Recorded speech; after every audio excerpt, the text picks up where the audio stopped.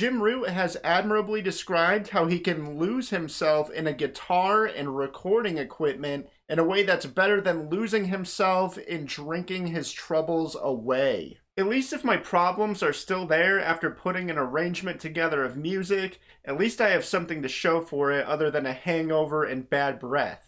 These words were said back in 2014 during Slipknot's Google Play audio biography. Jim's got it all when it comes to the guitar. His skills, his songwriting, and even his philosophy on music are all qualities that a guitarist should strive to emulate. That said, it'll probably come as a surprise to hear how he's described his own practice habits in a recent interview on Tone Talk. Today we're going to discuss some of the takeaways that he has shared during that interview and address important considerations for guitarists who want to play like the pros, impress others, and impress themselves. If you're stuck on a rung on the skill ladder that's lower than where you want to be, you better listen up. As we dive into this, it's important to realize that Jim Root is a top-tier rock star with decades of professional experience under his belt. Not to mention all the countless hours he's put in prior to his success. Plus, when you're playing hour-long sets every night, it's safe to consider that to be some sort of practice in and of itself. This discussion is for the aspiring rock stars and shredders out there who want to reach their fullest potential on their instruments. Make some mental notes to yourself as you're watching this and see if you can relate to any of what Jim is saying.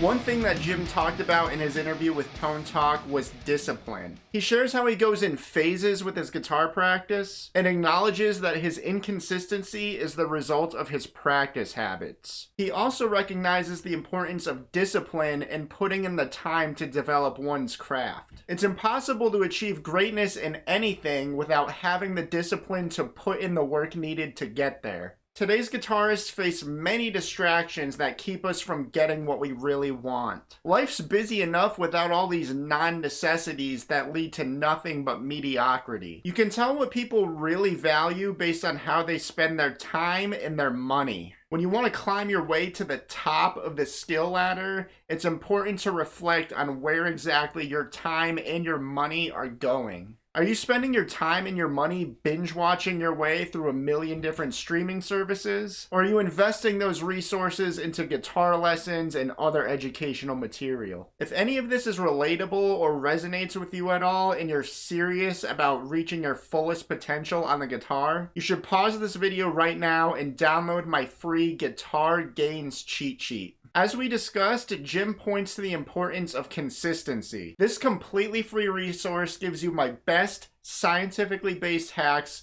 on how to make consistent progress as a guitarist. It also helps you eliminate those poor practice habits such as practicing in phases. On top of that, it steers you in the right direction when it comes to conquering your next guitar goal, and it even gives you a goal setting template for you to put into action right away. Just click the link in the description or go to ZachSharGuitar.com and download this awesome free resource. So something else we learned in that interview with Jim is that moderation is key. For someone who plays the guitar professionally every single night, he expresses that he doesn't want to burn himself out on the instrument. And this is completely understandable because, like Jim, most of us have other things we're interested in, and we don't want to get sick of something that we love. And contrary to Yngwie Malmsteen's philosophy on guitar, Jim's approach to practice seems to almost suggest that less is more. At the very least, moderation is key. And before you get all excited and question the validity of that, I'm not saying you can get away with annual 1-hour practice sessions and outshred Alexi Laiho. The point is that it may be better for you to practice in shorter durations, but at higher frequencies. Instead of practicing guitar once a week in a 2-hour session,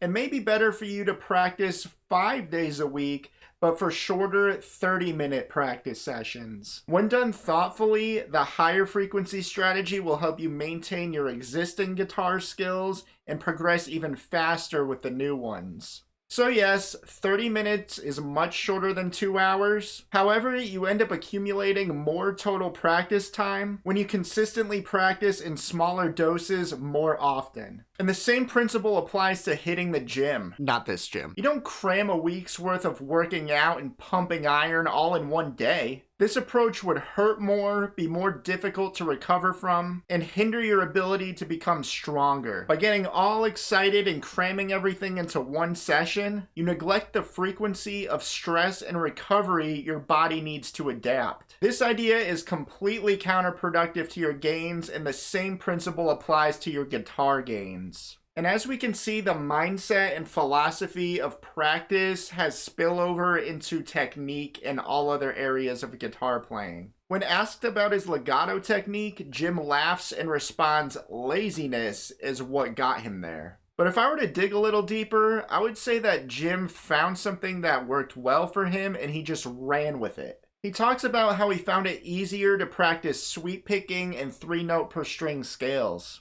If anything, I'd say he's just capitalizing on his strengths. Jim also shares how he blends his legato with staccato in his playing. This is not uncommon at all, but I think the way that a guitarist blends these techniques serves as that guitarist's fingerprint. And for those of you who don't know what those terms legato and staccato mean, I'm going to give you a brief overview of what those look like. So legato is a pretty fluid style of playing where the notes sound like they sort of slide into each other. Each note rings out until the next note is played. When playing something, especially something that's faster on the guitar, using hammer-ons and pull-offs is a great way to get the legato effect, because really you don't have any other choice but to achieve that when you're playing it that way.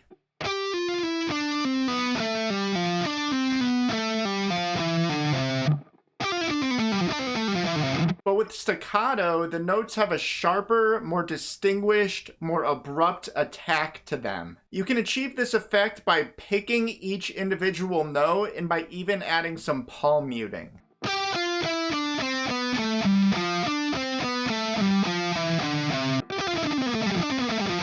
And Jim's talking about how he blends those two styles, so here's what that might look like.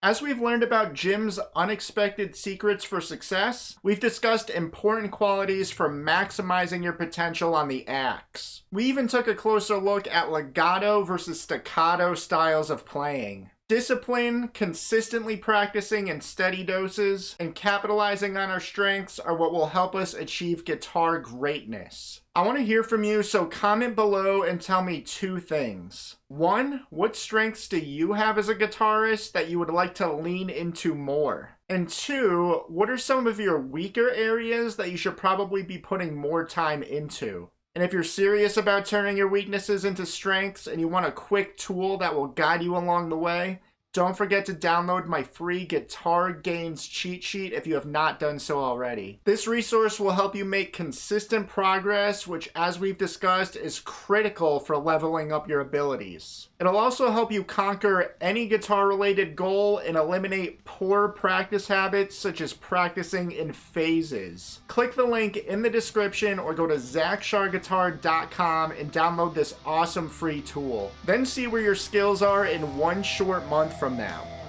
Thank you so much for watching. I'm Zach with Zach Char Guitar, and I will see you in the next one.